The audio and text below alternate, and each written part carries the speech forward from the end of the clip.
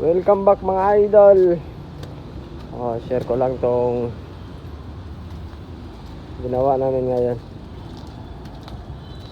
Mga idol, nilagyan namin ng 7mm wire kasi medyo bumabalik kasi siya mga idol. So dapat pa ganun. So yun, inordera na lang namin.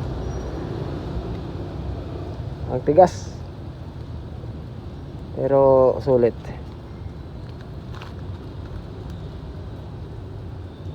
Mga idol, pwede na. Yun yung mga tinira namin.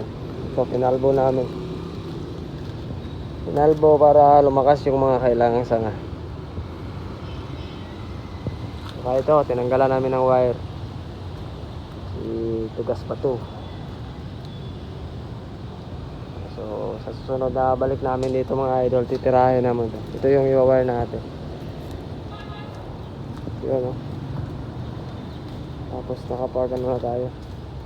Dagat saka trim sa iba. Ito,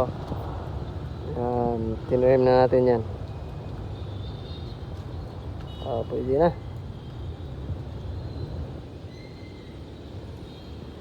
Ito mga idol. So yun, tiis lang. So sunod na balik, marami tayong titirahin. Mga hibiscus. Yan. Mga wild na.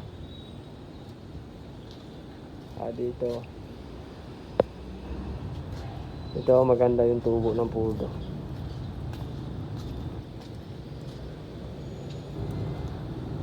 Ayun lang mga idol. Dito ko na sa YouTube may upload kasi para maka-upload naman tayo dito. Tagal-tagal na rin din nakapag-upload.